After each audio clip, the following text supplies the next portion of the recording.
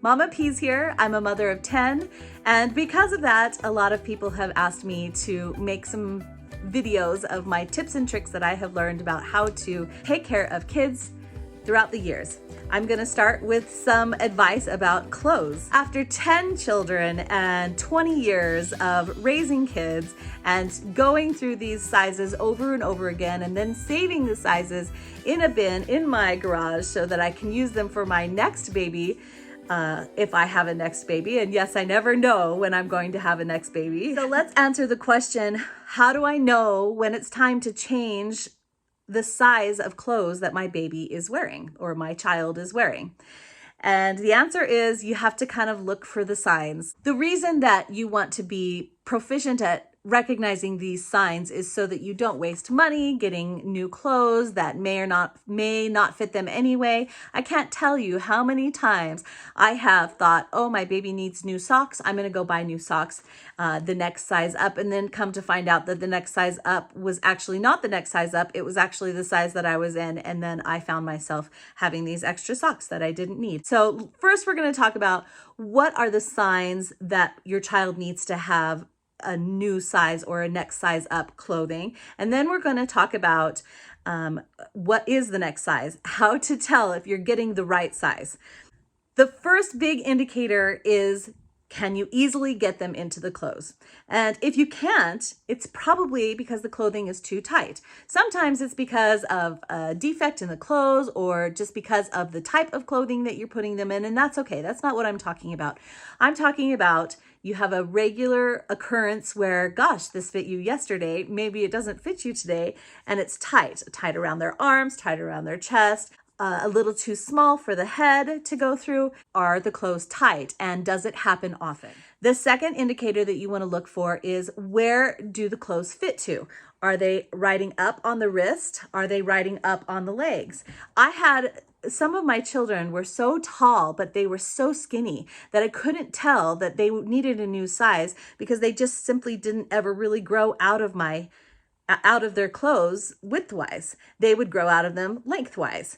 And so I had to start paying attention to those things. And I have found that usually if they're growing out a lot lengthwise, it means I maybe accidentally didn't put them in the next size they needed and they've skipped a size. The third way you can tell if your child needs to size up their clothing is comparing the different styles of clothing that they have. Because there are different brands of clothing, not all are made the same. They have different cuts, they have different fits, they have different lengths, they have different styles. That is the nature of clothing, and that's how it is. So how do you tell if it's time to move? So let me just show you some of the difference here. Okay, these are two pants from my 7-month-old that he is currently wearing, and they are the same size, okay? So let me just show you the difference, and you will notice that one of these pairs is shorter than the other. Your child will grow out of your shorter clothing styles faster. So if you have one or two occurrences where your child is really not quite fitting the pants like they were originally intended to fit, it's not the whole size that you need to move up yet. It's just that one style, okay? When you start your longer styles, if they start being grown out of often, almost every time, then it is time to change. That's how you can tell it is time to size up your child's clothing. So let's talk about socks for just a minute. Okay, I have a very picky sock fetish. I have found, especially in babies, it's especially important for them to have socks that stay on their feet. You will probably have experienced your fair share of socks that you just thought were adorable in the store, and when you get them home, you put them on those fat little baby feet, and they just don't stay on. The baby kicks and moves, and that's natural. That's what the baby is supposed to do, but those socks, they can fall right off. So something that I've learned about socks is that you need to get the right kind of sock. And it doesn't matter the brand, it doesn't matter the style. What you're looking for is a key component. And I brought some examples here.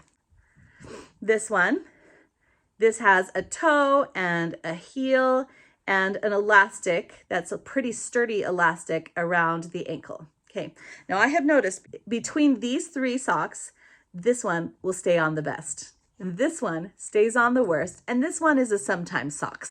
The reason I think that these socks stay on the best is because of this significant elastic. And the reason I think this stays on the worst is because of the insignificant elastic. It does not hold on to the baby's ankle very well. And it does not have a heel. The shape of the sock really matters. And the elastic at the top really matters as well. My big suggestion for socks is make sure you have a good elastic that will stay on, will not wear out, and will not stretch out very easily. Now let's talk about shoes.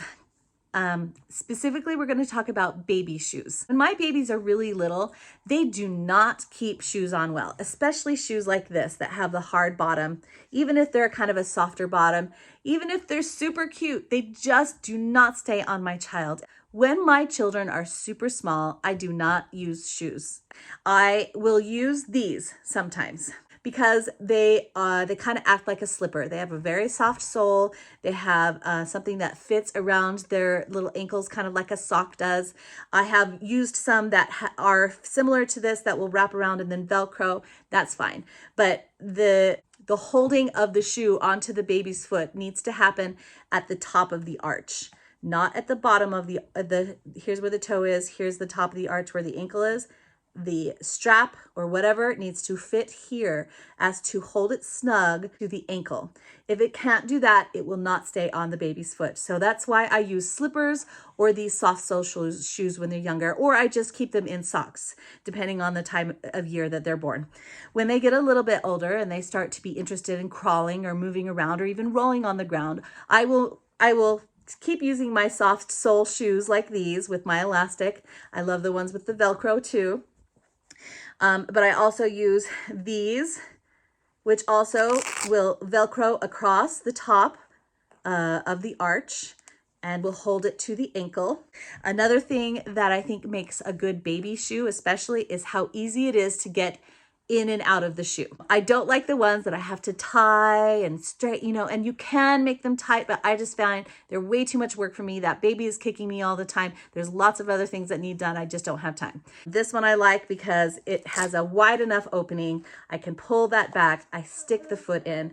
I think too many times shoe manufacturers just build a shoe based upon like an older foot and they just think, oh, this is going to look cute and people are going to get it. And it's true. We fall for it all the time. We get those nice shoes because they're so cute. But the fact of the matter is if you can't get that baby's foot into the shoe, it's not going to do you any good. Remember, babies' feet are fat. They're supposed to be fat. That's how they are. So that's my take on baby shoes. Let's talk about hats for babies. Hats, one of the cutest things that you can put on your child ever, especially when you're worried about sunburns. You want to have your baby in a hat. Well, that's all well and good, but every hat is not equal. First, you will have to expect that your child will take their hat off. Right off. If you can't keep the hat on the head, it doesn't do you any good. Same goes for bows, for those little girls or anything. This is an example of a hat that I love, but only not because of its shape, but because of its strap. The strap is the important part so that they cannot take it off. So whatever hat you get, you make sure either that child cannot take it off or they don't notice it. Okay, the bows, that was an especially important part of my baby's bows. Now, during my generation, big, huge bows were a big popular thing. And I thought, oh, it's going to be so great. I'm going to put my baby in this big bow and it's going to be great. Well, I think it lasted maybe not at all. They would maybe keep it on for 10 minutes at the most. And so what would happen is I'd put them in it and I'd snap a picture and then I would, they'd take it off and I wouldn't have it on for the rest of the day. It always amazed me to see those moms who would walk around the supermarket with their baby in this big, beautiful bow, and mine just couldn't do it. So you can put those bows on newborns and they will keep them on because they don't know any better and they can't grab things. But once they start grabbing, oh my goodness, unless you have trained them from the very beginning to wear a bow every day, all day, they do not do well with bows. Baby's awake. So my big suggestion, either train them to wear it every single day so they don't notice it anymore, but that takes a lot of effort and I was not willing to do that, or get something that will stay on or that they don't notice. Now I want to say a word about baby blankets. This has been a tip a trick that I kind of learned as to be able to tell whether or not a blanket is a good blanket to have for baby or if it's something that I just never use. The biggest difference that I have noticed in baby blankets is the size. So I found what I needed the most was a blanket that was made of a material that was easy for me to wrap my baby in, so I could swaddle them when they were little, or so that I could tuck it into the sides of the bed when they were a little bit bigger and I didn't want their legs and feet kicking out because they wiggle so much when they sleep or when they wake up. So I needed a blanket large enough for me to be able to do that. And I needed a blanket soft enough that it was easily moved around. I find that most blankets that are sold in the stores just as a baby blanket, they're just not large enough for me. I'll use them as a layering blanket sometimes, but I love my my muslin blankets that I use because they're nice and large and you can wrap that baby really easy. And I also love my homemade ones because they're made large enough that I can use them. So that's my bit about blankets. Thank you for joining us today. If you like what you saw, go ahead and push that like button and subscribe to our channel. If you have any new parent tips and tricks that you want to see more of, leave that in the comments below.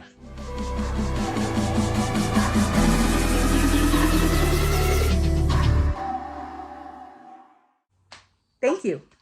Subscribe, like us, love us, subscribe to our channel.